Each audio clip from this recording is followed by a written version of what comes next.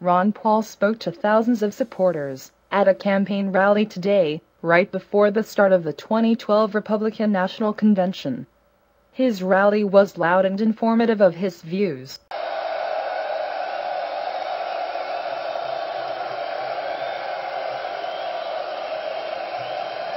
Thanks. Thank you. So nice.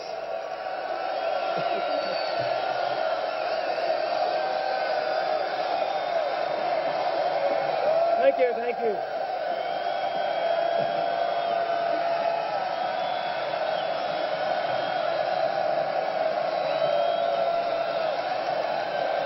Okay. Enough.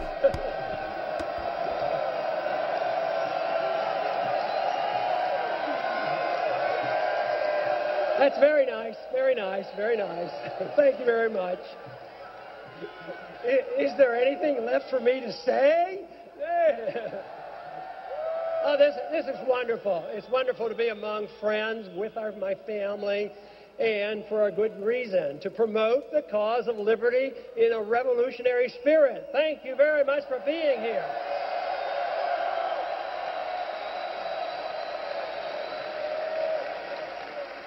I have to tell you, though, I was pretty worried the early part of this week. Saw a couple of bad articles.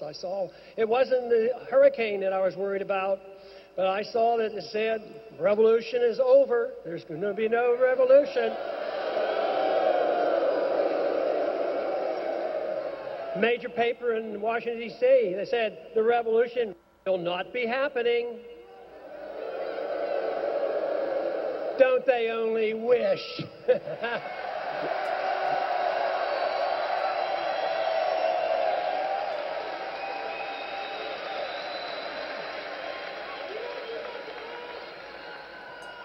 But it is so great to come together for something so important. You know, a lot of people say today is a very important day, and I think it is. Our events today, to me, very important. And they say that this convention, very important this week, and indeed it is. And this election is very important. But let me tell you, there's something even more important than all that, and that is the cause that we're leading and the cause of liberty, the ascension that we're getting right now.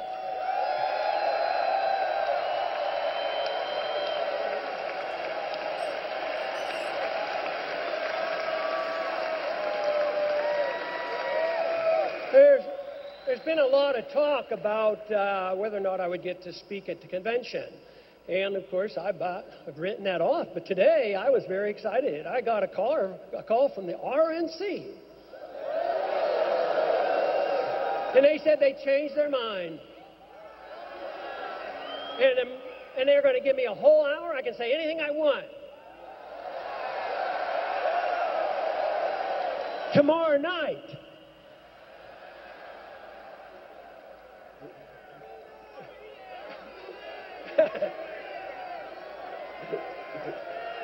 Just kidding. First off, I really want to recognize our delegates, hundreds. I don't know how many, but thank you.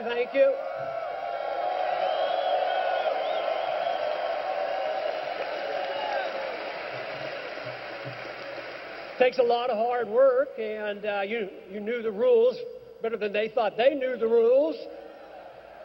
But, that didn't stop them. They've learned how to bend rules, break rules, and now they want to rewrite the rules.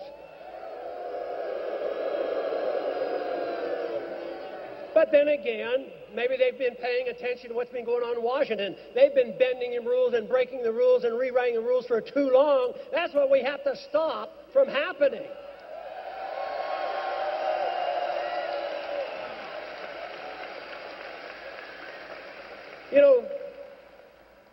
People at the convention were worried just how much trouble we would cause, and you generally have known what my advice is. Just stopping something for the sake of stopping doesn't achieve a whole lot, so I've been a little bit cautious.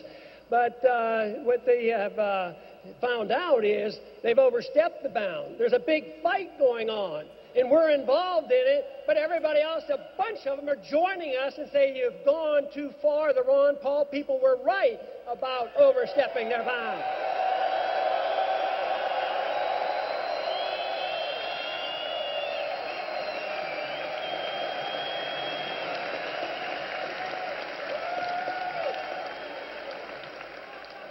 You know, it's just been great, the experience I've had these last 5 years, and it's been a very important time, not only for me personally, but I think for the attention that we're getting. Now, I have received a lot of compliments about it and given some credit about it, but I tell you what, it takes you, it takes a lot of other people. There's been a lot of things going on for decades, and it's coming about. It's coming about. Not so much, not only because I believe we're right on the issues, but what is coming out right now is proof positive that their philosophy of government, whether it's foreign policy, monetary policy, or economic policy, is failing, and they need something different.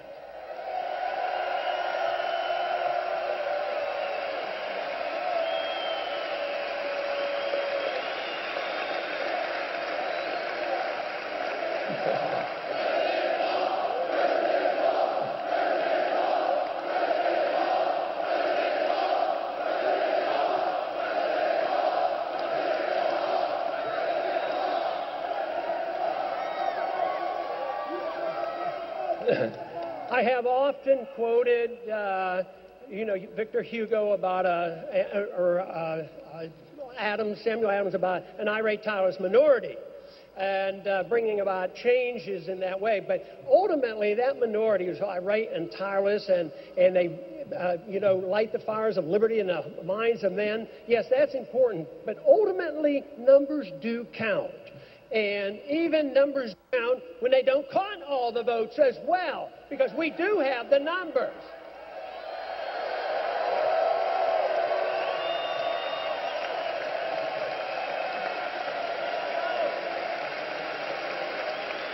But those who promote ideas ultimately have to have an influence on the prevailing attitudes of the people.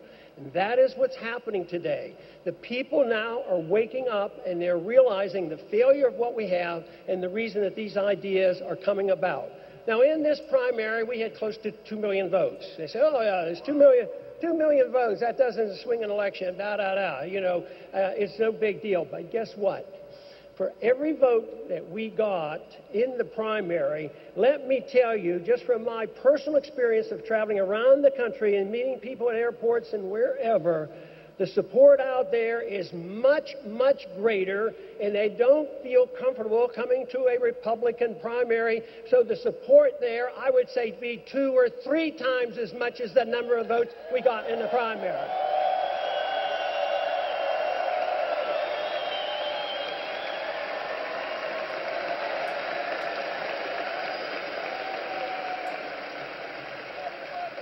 We have talked a lot about the excitement that the young people bring, the excitement we've had on the campuses.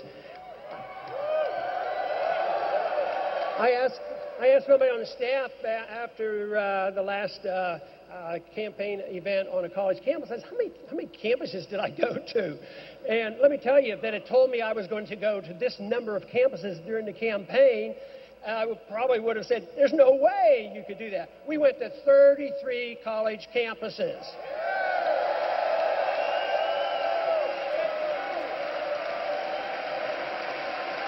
Talked to close to 150,000 young people, enthusiastic. Were they the conservative college campuses, or were they the liberal college campuses? No, they were all the college campuses. They welcomed us.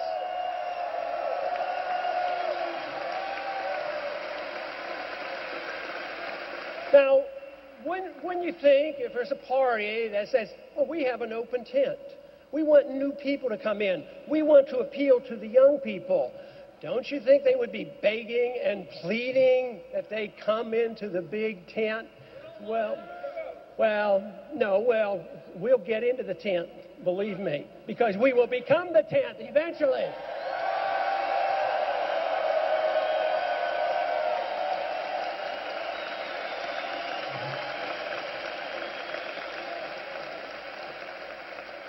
Once they know we are the future, they will know about this. But the young people certainly have the enthusiasm. And I think it's the enthusiasm that really energizes a campaign. It energizes not only themselves and the college campuses, and I've always maintained there will not be a true revolution unless the college campuses are alive and well with those ideas.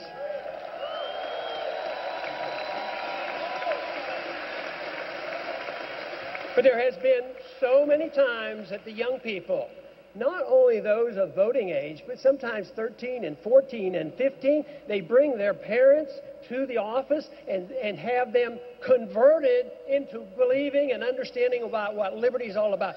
Young people energize a lot of other people and give the energy to the remnant who are with us already. So this to me is exciting with the energy that we have. It seems to me that they would be begging and pleading for us to come into the party.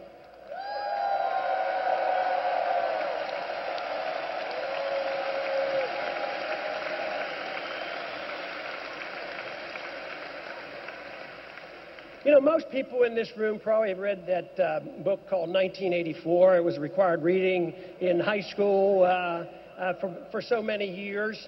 And, you know, I figured it out. I can explain to you where the problem is. 1984 has been read by a lot. I would assume everybody in this room read it as a dire warning of what could happen to a society if you're not careful. I think a bunch of people read the book and thought it was a business plan, and they ran for Congress. Because so many claim they read it, and they claim that they understand this, and yet they do the very things that we have been fighting against and trying to stop. During the campaign, I got a lot of advice. Can you believe that? A lot of advice. Sometimes from strangers, sometimes from our enemies, sometimes from my family as well.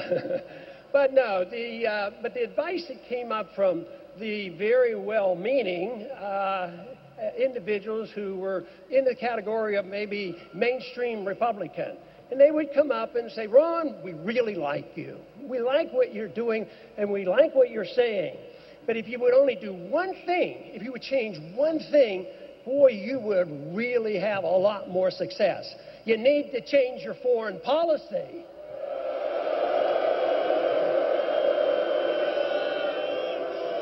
And of course, if I didn't have the policy that I do have, I don't believe we would be here tonight.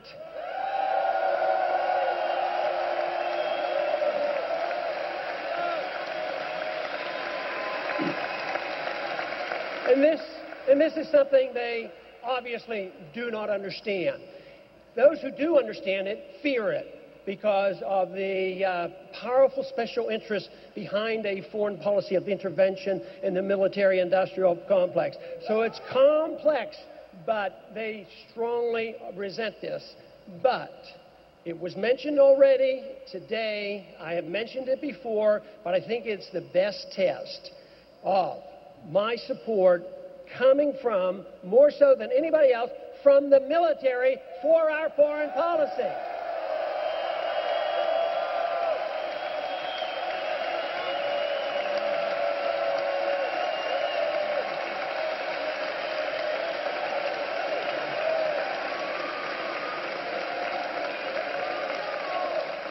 The subject of monetary policy, of course, comes up frequently in Washington on our committee, but off and on over quite a few years. And the question has always been, what are we going to do with the penny?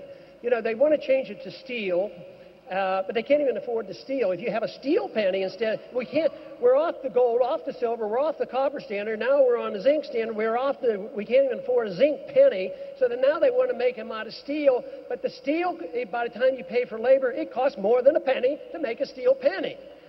So there was an article, a headline came out the other day and said, can we save the penny? And I got to thinking, well, they don't understand monetary policy or they wouldn't be talking that way. The bigger question that we will be forced to face is, can we save the dollar?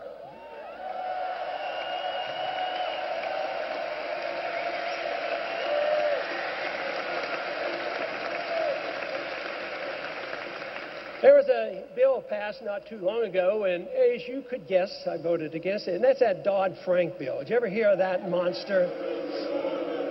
In that bill, they gave more power to the Federal Reserve. They created a board, a Consumer Financial Protection Bureau, protect all the consumers. So they were given a task here a couple of months ago, and it was designed to make things more efficient. That's why this story will tell you why efficiency is not the answer to our problems. We don't want more efficient government. We want to get the government out of the business that they're not supposed to be doing.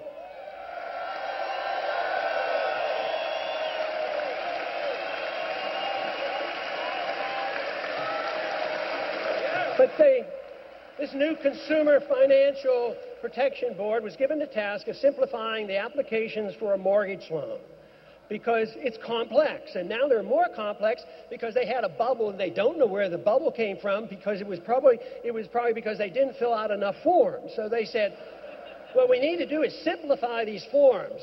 So they went to work, and indeed, they came up with the solution. They provided the solution. It was 1,000 pages long on how to reduce 2 forms to 1 form. All these new regulations placed on everybody who applies for a bill, and they think that will be the solution. But that isn't the solution. The solution is get the government out of our lives and off our back and out of our wallets.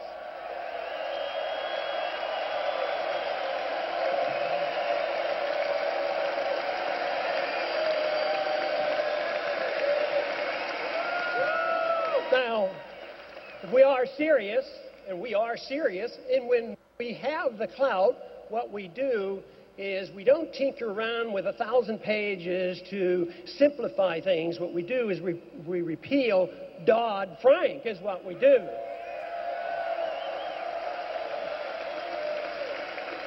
And another, there was another time the Republicans, when they were in charge, they passed the Sarbanes-Oxley. It's cost businessmen $1 trillion with new regulation.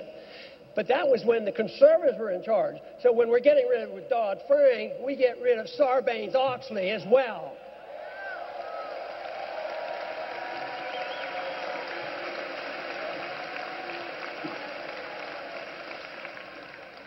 I am convinced that we're living at a time that an era is ending. And this is significant because you can be depressed at times when you look at what's happened in Washington. You work hard, you come close to victories, you don't have real victories, and it goes on and on. He said, this is too overwhelming. And Washington is responding too slowly. But the end of an era provides an opportunity. And I'm thinking recently about what era are we talking about? And I would say, first off, in the last 100 years approximately, what about 1913? That was a beginning of an era. That was a beginning of a time where they said, you know, with the income tax and a new foreign policy, we're going to make the world safe for democracy, and we're going to have a war to end all wars, and we're going to have a Federal Reserve that's going to get rid of the business cycle, on and on. We were going to introduce this wonderful era. Well, guess what? That era is not with us anymore. It's over and done with. We're just looking at the last vestiges of a bad program started in 1913. We will eventually get rid of the Federal Reserve.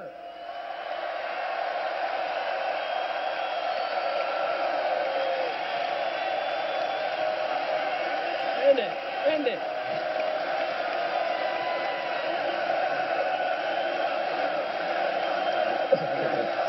Good idea.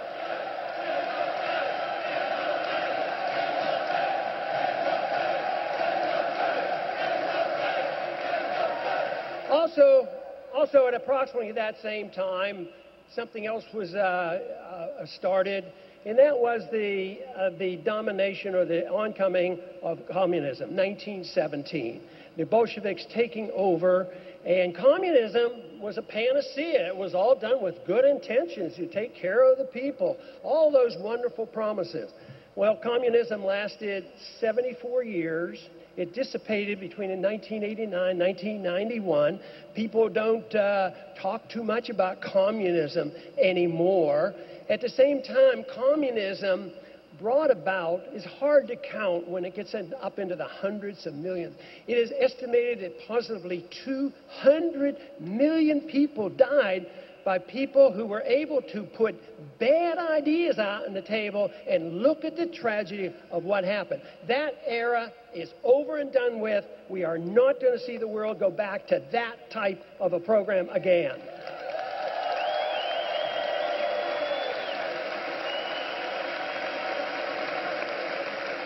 One of the books that impressed me when I was still in medical school was Dr. Zhivago. And I remember one line in there when Laura was talking to Zhivago, and things were very, very bad during the revolution. And she says to Zhivago, "What a terrible time to be alive." And she was absolutely right, anticipating just what was coming. But I think things are different now. I don't think we should be as depressed. We have more knowledge now than ever before.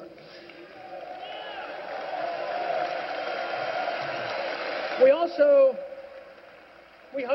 had the 1930s, a continuation of the progressive era. We had the Keynesian economic policies take over, the New Deal policies taken over, the fascism of Hitler and Mussolini. And they contributed to another 25 million people that died, just the fascism of Europe. So the 1930s didn't do as well either. And then that, of course, when you have bad economic policy, when you get involved in a war to end wars, it's only a war to begin more wars, and you end up in another world war. We end up, again, another World War II. Then after World War II, we have this internationalism come in. We have the development of the United Nations and the IMF and the World Bank. But they set up, of course, they were working toward worldwide currency, so they set up this Bretton Woods agreement on money, which was a total farce. The good economists, the Austrian economists at that time said, it can't work, it won't work. And indeed, when it fell apart, it was a very, very impressive day for me, because like it is tonight, a Sunday evening, it was on a Sunday evening, August 15th, 1971, the Bretton Woods monetary system collapsed. But that was predictable, and that's over with. And there are some, there's no doubt, would like to go back to that. But it also gives us the wonderful opportunity to advance forward. In more recent history, we have had the advancement of these failed policy. The project for a new American century. That is you already know there are a bunch of neocons running that show.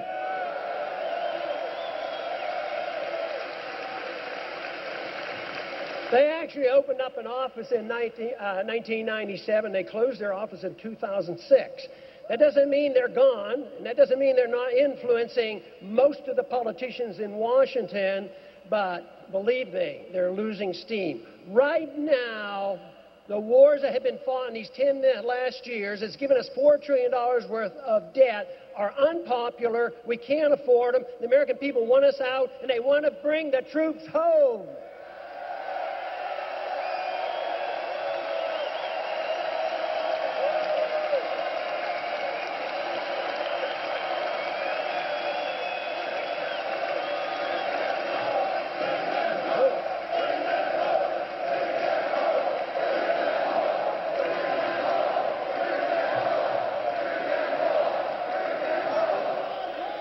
Now, if they don't listen to your shouts, and if they don't listen to common sense, they're going to listen to the facts of life. And the facts of life is we can't afford it anymore. The Soviets didn't leave because they had an enlightenment. They left because they were broke. And they so foolishly got bogged down in Afghanistan. So why don't we wise up and just take care of ourselves and defend our country and not be the policemen of the world?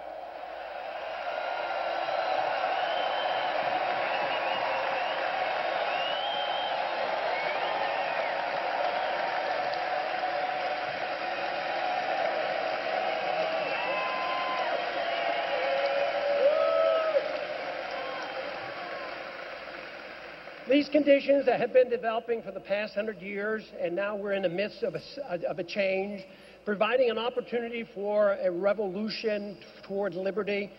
This has provided some very serious problems for us. It will not be smooth sailing, but there's reason to be optimistic that we can have great achievement.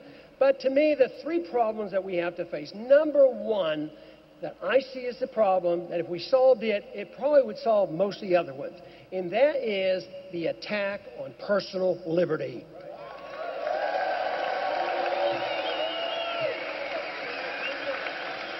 If people truly understood what personal liberty means, that you have self-ownership, that you have a natural God-given right to your life, therefore you have a right to your liberty, and we defend all life and all liberty regardless of our judgment about how people are using that liberty, then we would have the natural sequence of saying, if that is the case, you have a natural right to keep the fruits of your labor, and all of it.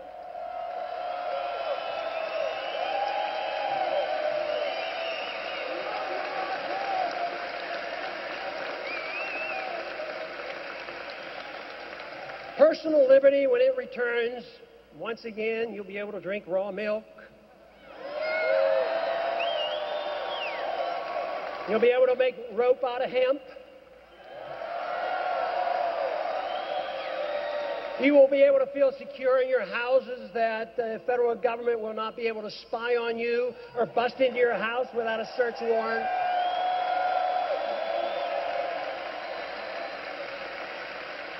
You will be allowed, without a government permit, to buy nutritional products when you please and what you please. No longer will government assume they have the responsibility of protecting you against yourself. Nobody can do that.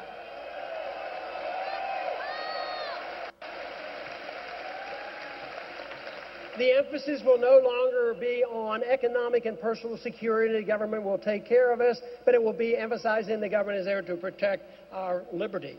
You know, they can give us security, you know, whether it's economic, which always fails, or whether it's personal security. But you will become, if the government said we can provide you perfect security, isn't that what we do with animals that we breed to raise up and eat? I mean, this is what happens. They're secure.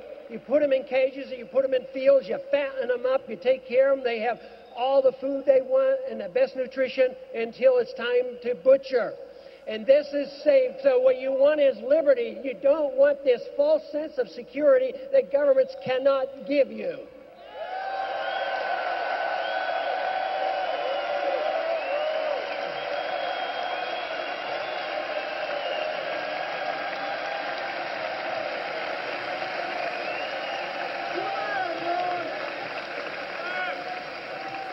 Well, it is true, in a free society, you can pick your nutritional products, and you can make your own choices, and you can drink raw milk.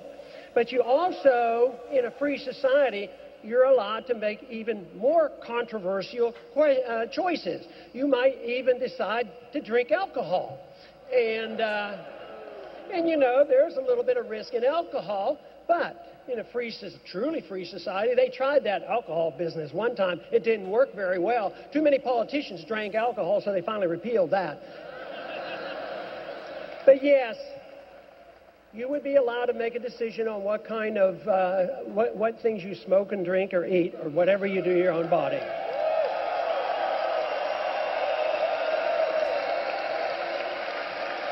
Now, of course, the argument is what would happen to the world if they had freedom of choice to imbibe drugs and all these dangerous things? Well, why don't you go back and look at early American history up until about 1938 and find out how many people were using these drugs in the 19th century. So once again, it's who gets to make these decisions. But the hardest thing for some people to accept, both liberals and conservatives, on this issue of tolerance of your freedom. Yes, we want you to have your freedom. We want you to make your own choices, and we're not going to tell you that you can't make bad choices. People say, well, doesn't that mean you endorse it? What if people drink too much or smoke too much into making their own choices? Well, there's one rule. They have to assume the consequences of their actions totally and completely.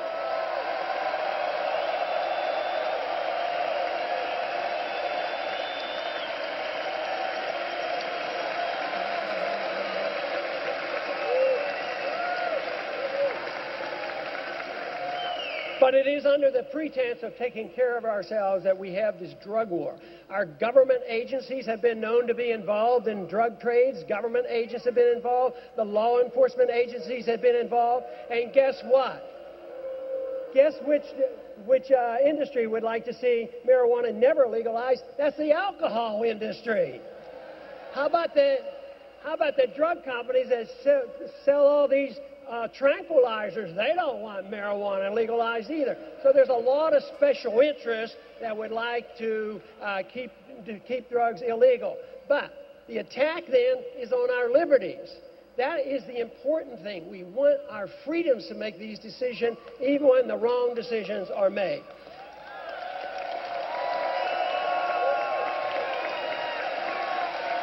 Now,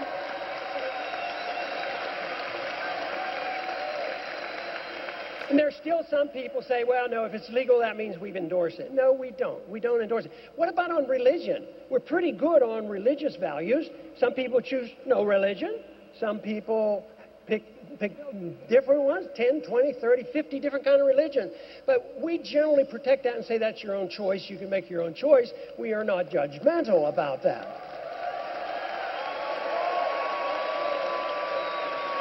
And we're pretty good, but we're getting, we're getting sloppy on it to protect your intellectual freedoms. Now that they want to regulate the internet and arrest people for saying things, this is where we're going to have to be very careful, because when the state feels like they're under attack, probably the first freedom they get rid of, freedom of speech. Ideas, spreading ideas. That is why our ideological revolution has to pursue, and it has to pursue quickly before they take away our ability to communicate. But it's the ideas that changes the world, so that is why the First Amendment is so crucially important.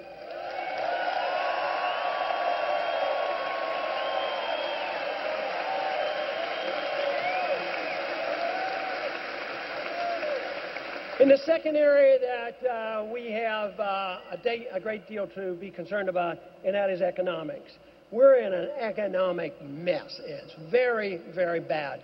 I am convinced it's worse than anything that we faced, worse than the Great Depression, worse than, when we're in major wars, because the fundamentals, the foundation of our economic system, the understanding of property rights, the understanding of monetary policy has so eroded that the bubble that still exists is so huge, and it's worldwide. So when we see hints of this breaking apart, in Europe, or what's going to happen, to the euro and the European community, and what's going to happen to us, well, generally so far, with our Federal Reserve and our Treasury, and so far our Congress, it says, well, we better be in Europe because our bank's over there, and we don't want to let everybody fail, so we have to keep bailing them out. And I would say that eventually is going to bring the downfall of the dollar and the downfall of the economy, which means that there will be more excuses for them to crack the whip and crack down on our civil liberties. This is why understanding civil liberties, individual rights, are so crucial in tying it in to monetary policy and property rights, because we cannot allow that to happen.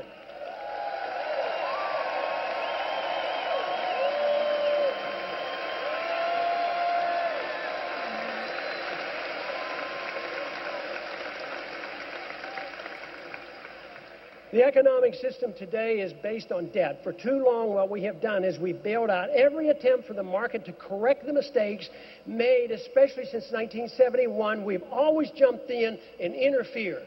That is, we spent more money, printed more money, lowered interest rates, and there seemed to always be a response. Even though the statistics now are showing how devastating this economy and destruction of currency is. The average American family's losing. They know it. It's on the news this week, significantly. And that is a predictable event. Austrian economics teaches that if a government deliberately devalues and destroys the value of a currency, it will destroy the middle class, and the wealth will gravitate to the wealthy. That is the reason monetary policy is important, and the reason that ultimately we get rid of the Fed.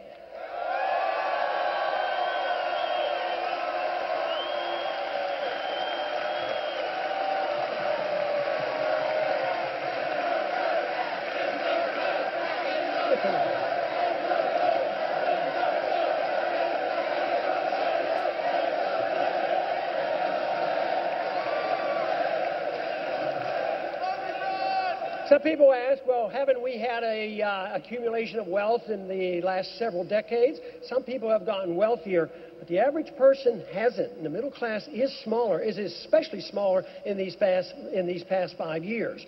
So you print money, and even if they get a GDP to go up, it's represented by the government spending more money on cruise missiles or something. And that doesn't help you. It doesn't help your income. It doesn't help keep prices down. It doesn't help you one bit. And it is so destructive because when the trouble comes and the Fed say, we are all wise, we know what interest rates should be, we know what the cost of money should be, and therefore we're going to make it free. And guess who qualifies? The big banks. And they get free money and they loan it back to the governments, and they buy the bonds, finance the political system, and they make a lot of money. But what happens to the average person who decides they need to be frugal? Times are tough. Spend less, save more, be prepared, take care of ourselves, act responsibly. Guess what? Instead of getting a market rate of interest, which very well could be 5, 6, 7, 8%, they get 1% or nothing. So it is so unfair, and once again, it is biased against the people, protects the big banks, the big corporations, and the politicians.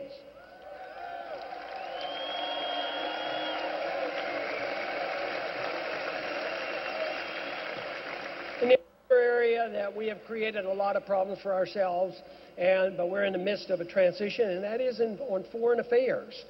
We're spread too far around the world. We're in 140 countries. We have 900 bases. They're preparing right now to go into Syria, and it probably won't be too long that we may well be in Iran. We don't need another war. We need less wars, and we need to quit.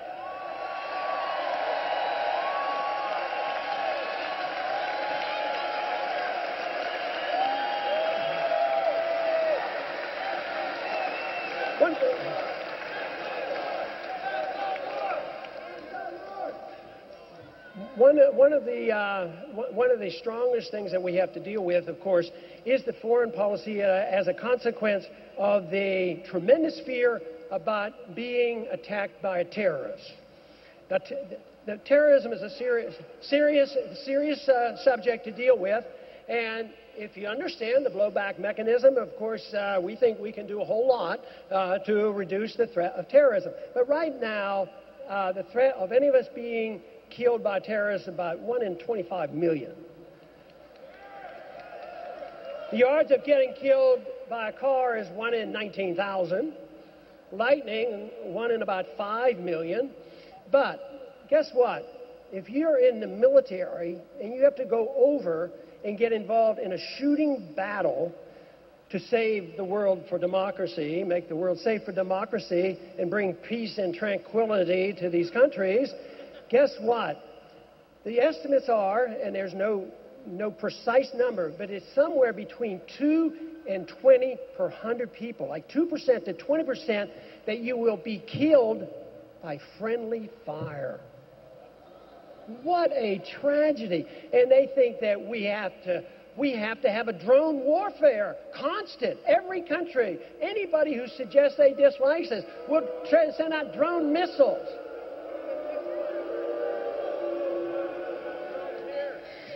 And guess what?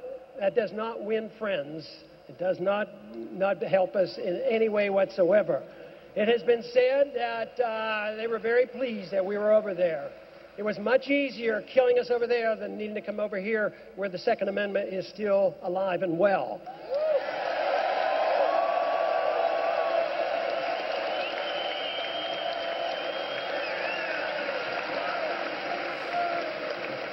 Now, in talking about foreign policy like this and emphasizing blowback, somebody rather nastily said the other day on the internet, and they said, oh yeah, if those Paul peoples had been in charge, Osama bin Laden would still be alive.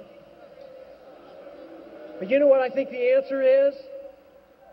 So would the 3,000 people from 9/11 be alive.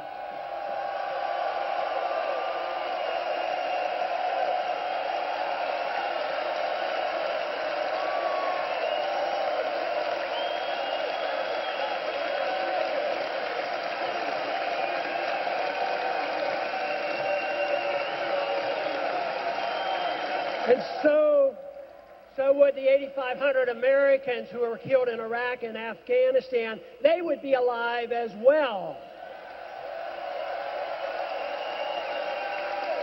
And also those 44,000 military personnel who have come back severely injured, they would not be suffering those consequences, and we wouldn't have hundreds of thousands suffering from post-traumatic stress syndrome as well as brain injuries. So I would say if you take that and add in $4 trillion, our side wins that argument by a long shot.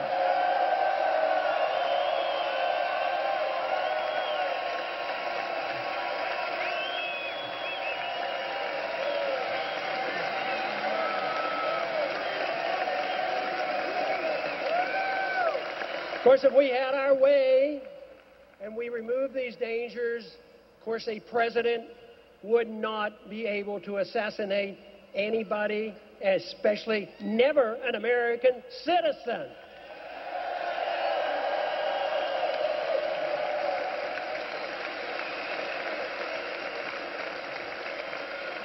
Then, of course, if we have our way, we would repeal the provision in the National Defense Authorization Act. This whole idea that they've gone all the way back to 1215 to mess around with the progress of liberty and repeal habeas corpus by saying that you don't have any right of due process and the military can arrest us and put in private prisons and never get a trial. There's something very un-American about that, let me tell you. Now, there was, when that bill was being debated in the Senate, there was a provision in there so that actually it looked like it was going to get passed. The provision said that if we as an American citizen were arrested and we were tried and found innocent in a jury trial, they still claimed that they could put us away forever and held indefinitely in detention after finding it. But it didn't get that bad. It's still bad, but there was a senator, I can't think of his name, I think he was from Kentucky, and he was able to stop that. Once it got out on the table, they said, oh, we didn't know that was in there. Of course, that's always possible because they don't have the vaguest idea what they're voting on most of the time.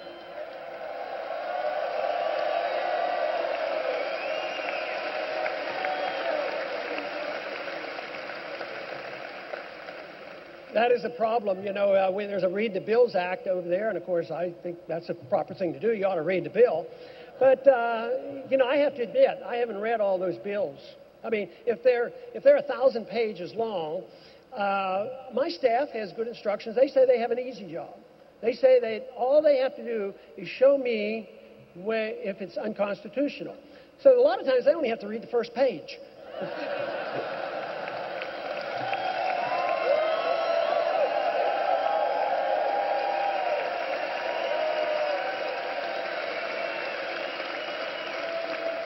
And if there was ever a time if I wasn't well informed or I came quickly and thought, well, I maybe haven't thought this through completely, let me tell you, it's always been safe to vote no.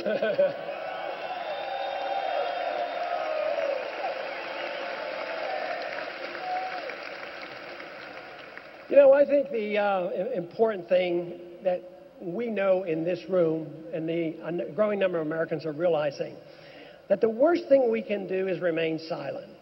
How many times I've been to the campuses, I brought the subject up about military arrests and the problems that we're facing, assassination and torture and all these things. And I said, but how many times have you read it or heard about it on the evening news? I mean, it's almost like there's a silence out there. But early on in the campaign, I would bring up, I'd just sort of say, well, let me tell you a little bit about NDAA.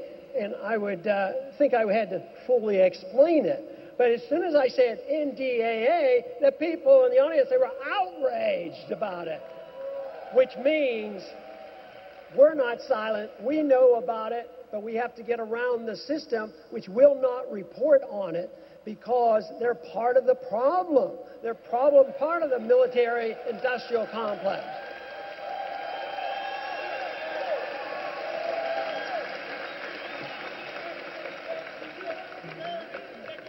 But another accusation that is made quite frequently at me and you is that we're not patriotic.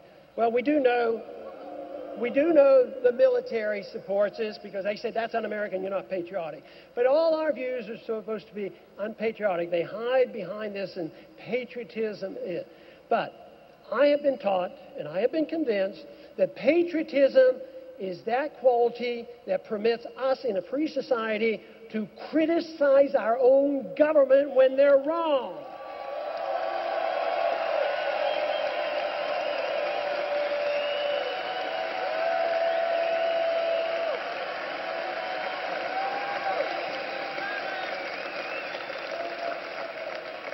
This is why I have a soft spot in my heart for whistleblowers.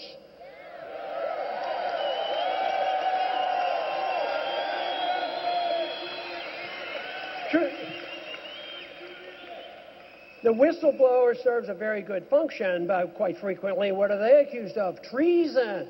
Why are they doing this? Why are they releasing this information? So, Bradley Manning, you know.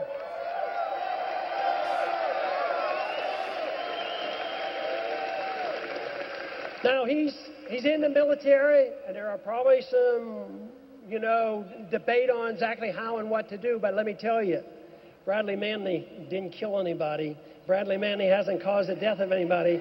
And what he has exposed, he is equivalent to Daniel Ellsberg, who told us the truth about Vietnam.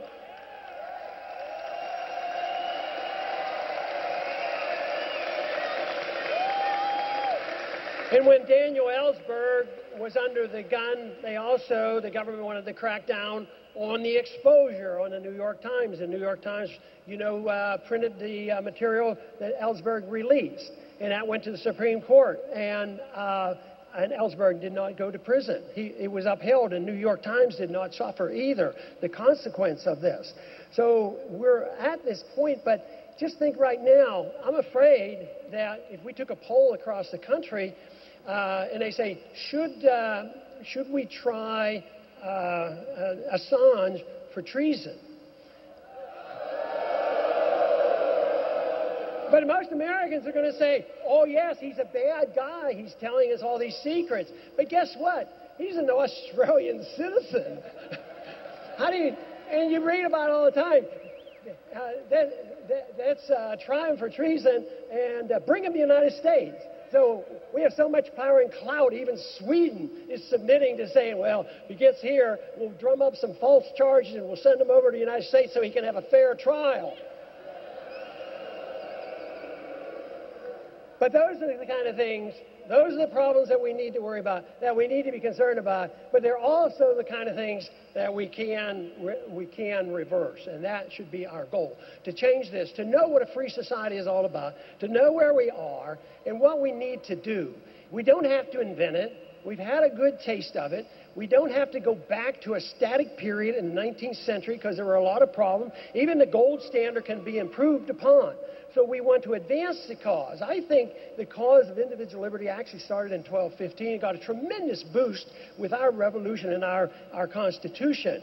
But we don't want to say we're going back. The people who want tyranny, want big government, that's what is ancient, and that is what we should worry about. They're the ones who want to go back to the Dark Ages.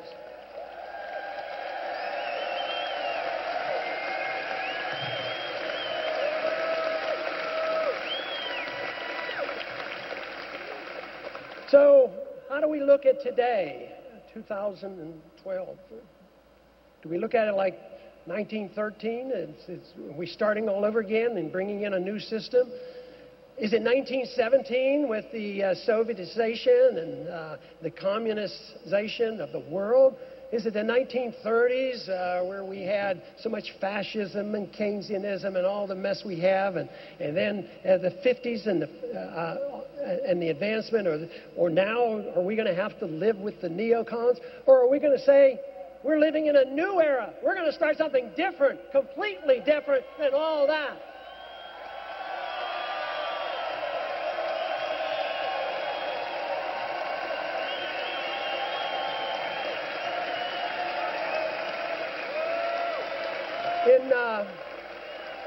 In 1935, Sinclair Lewis wrote a novel, It Can't Happen Here. And that novel essentially was a warning because he believed it could happen here. It was an anti-fascist novel because he was very concerned about Mussolini and the Nazis. And his whole argument was that it can't happen here.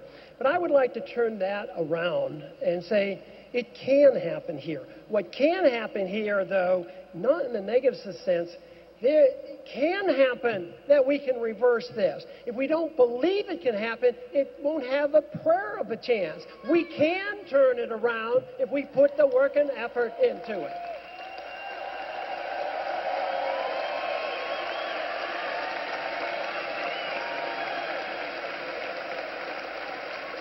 Some people, will still be negative and they say, yeah, but how many times have you seen a revolution that really has turned out? All through the 20th century, so many revolutions and wars to end wars and all that. It never happened. And right now we still have neocons all over the place.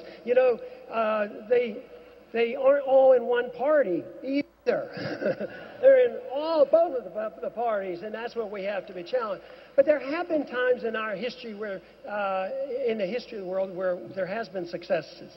In 1850, the British passed a law. It was called the Repeal of the Corn Laws.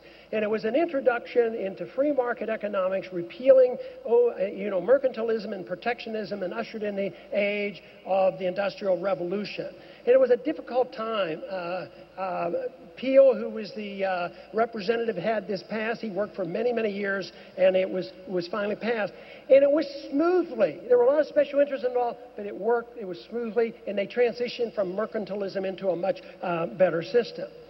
In 1919, they decided in this country that we were going to take care of the American people to make sure the American people's habits were wise and frugal. And so they passed this prohibition of alcohol. And it was an absurdity. It didn't work. But what happened by the early 1930s? By 1933, the people rose up and said, this is ridiculous. Prohibition is bad. And they repealed prohibition.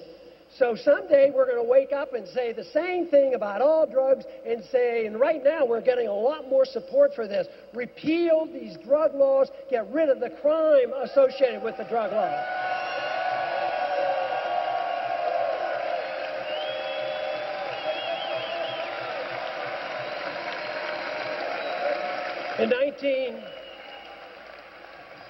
In 1933, as Roosevelt took over, he ran believing his program in 1932 was balanced budget. He had the most conservative platform because Hoover wasn't doing such a good job.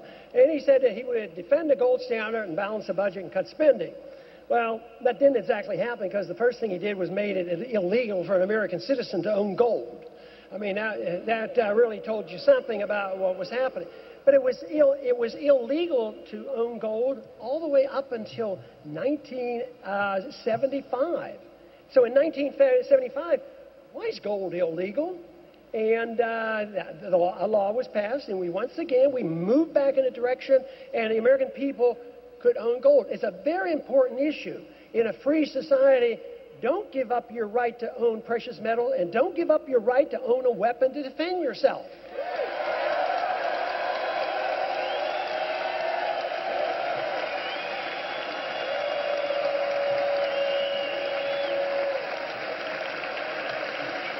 But then we even made a little more progress because we had not minted any gold coins since the early 1930s.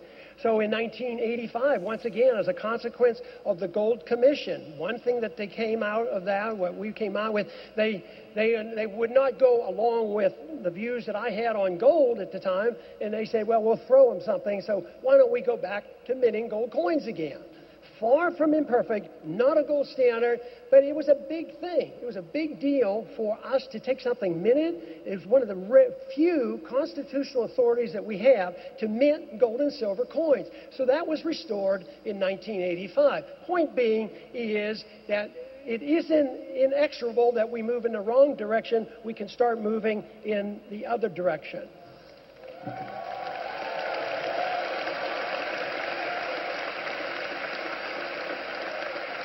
And even if you would have asked me 5 years ago that we would get the attention of the nation and we would get the attention of the establishment Republicans, even where they felt compelled to talk about it in the platform, that I never dreamed that we would get attention to probably 75% of the American people say the Fed ought to be audited.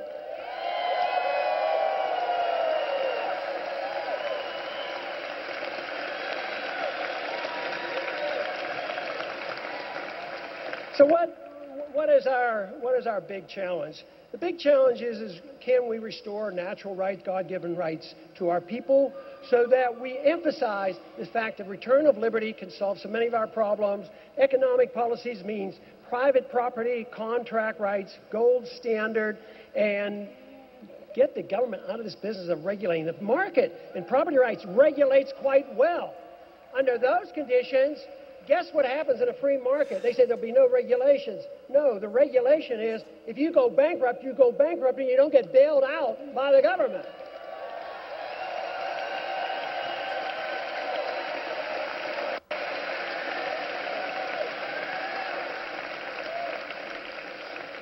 So the really big question I think that we have to decide upon is which way are we going to go? We see the end of an era. Where is it going to go? And I think the choice is one or two. I do not think that there's going to be another Marxist come along and restore enthusiasm for Marxism. I don't think that tomorrow we're going to have the same thing as a Hitler or Mussolini, but I do think we have to worry about fascism, an expansion of what we already have, which is corporatism. The buddy system between big corporations, big banks with the government. And that is the reason that we have to be on the side of saying, yes, if you're big and you made your money because you had special benefits and bailouts and protectionism from the government, that is wrong. But if you're big because you sold a good product to us and we bought it and you got rich, you have a right to be rich for doing that.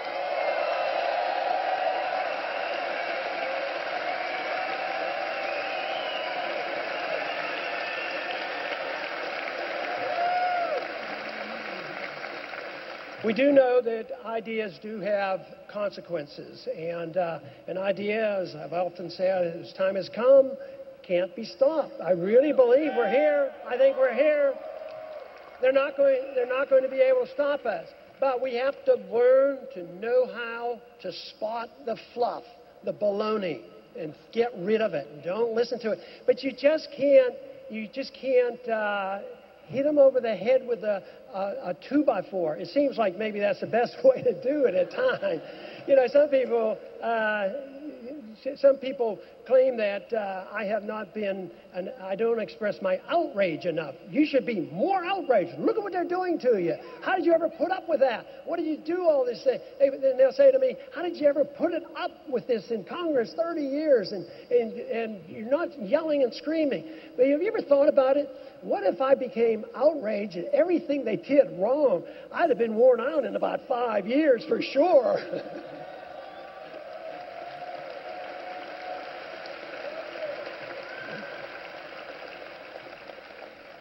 But we do need to sort it out. We do need to know the good ideas from the bad ideas. We do need to persuade people. And politics plays a role in this. And I feel very blessed that I was able to be a professional person, practice medicine, which my wife describes as something I loved, and I did. One of the reasons why I went back to my practice after being in Washington for 6-7 years. And politics is something that is beneficial if I had not run for Congress. And I consider there's a lot of luck in politics and winning a seat. And I don't think there's any luck in taking your positions. I think that is a freedom of choice, and you make those decisions. So, but anyways, being in the right place at the right time has a lot to do with it. But I think every one of us has a responsibility, because people in an audience like this know and understand the problem. You have more insight than essentially almost everybody in Washington. And I guess that's no challenge. But the difficult task is you have more responsibility. And you say, and a lot of people say, well, and even in the introductions today, they talk about sacrifice. I don't think for a minute I sacrifice anything. I do it out of self-interest. I do it because I think it's good for me.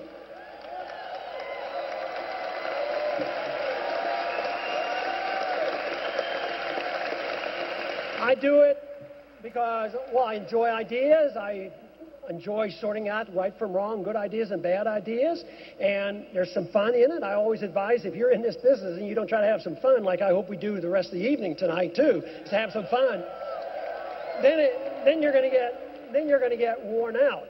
But once you come to the conclusion that you put this whole thing together, personal liberty, property rights, sound foreign policy, monetary policy, and then there's an enlightenment. It comes and a light goes on and you say, wow, this really comes together. So out of your own self-interest, you spread this message, but you first educate yourself, study and learn how to give the answers. And you don't have to worry about what your job's going to be.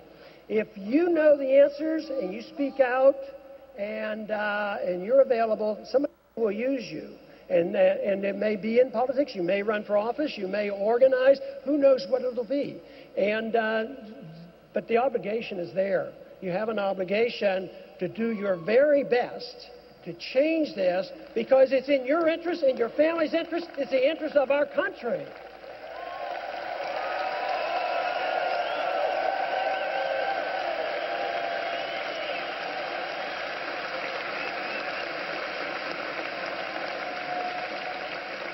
When we do this, we have to aim high. We have to be very idealistic.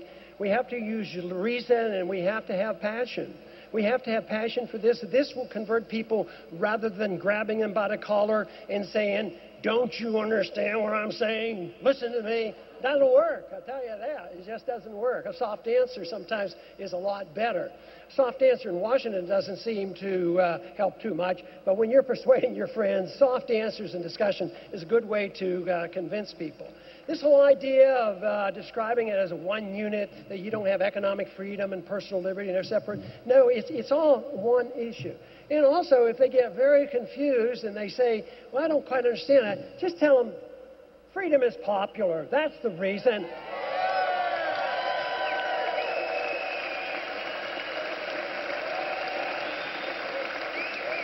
And the basic rule that drives this whole philosophy is the rejection of violence. You don't kill other people. You don't take their property. You tolerate other people. And just think about this for a minute. Freedom should bring us together. It should never be divisive. Because in this room, there might be 1,000 different reasons why you want your freedom. You might want it for personal reasons, economic reasons, religious reasons, intellectual reasons. But if you all agree on liberty, you don't have to worry what the other guy's doing, the other person, or how they dress, or what they say, or what they do. We all should come together to defend liberty.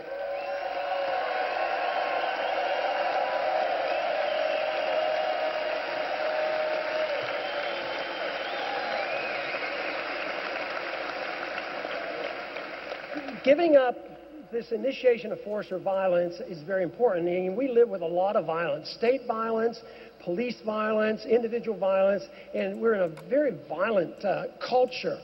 And I think it's a result, and this is my own theory, I think it comes from the fact that welfareism and socialism doesn't generate a sense of self-esteem. And it generates...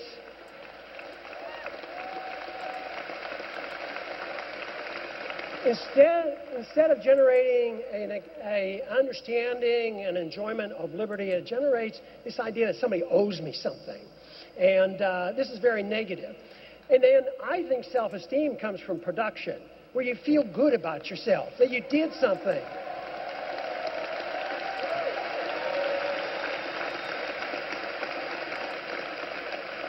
Now, some people can produce computers. There can be a Steve Jobs. I couldn't possibly be a Steve Jobs, but I bet his satisfaction came as much from producing things as it was for just getting another $1 billion. You know, I don't think that's it. It is self-esteem and confidence. But everybody's self-esteem and confidence from producing comes differently. It might be raising a family. It might be doing your job well. You know, you're doing your job well. Various ways. But the self-esteem, to me, seems to be so important. I am convinced that when people lose their self-esteem, they're more likely to do violence to others because they don't even have enough respect for themselves. So injuring others doesn't matter.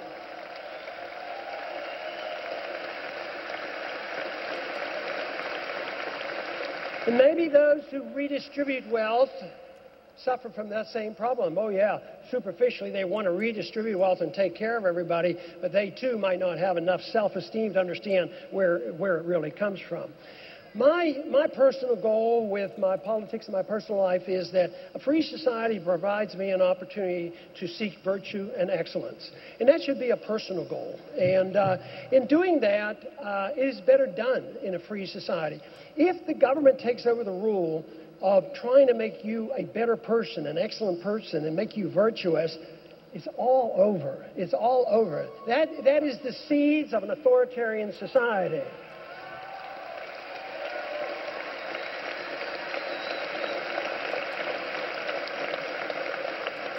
Instead of seeing this as a continuation of an era of the 20th century that gave us so much death and destruction and undermining of our liberties and conditions today that are so dangerous, let us think that we are now moving into a new era where we're going to concentrate on liberty and freedom and property and peace. I believe that is the cause that we should lead, and I thank you very much for being part of it. Thank you. Thank you.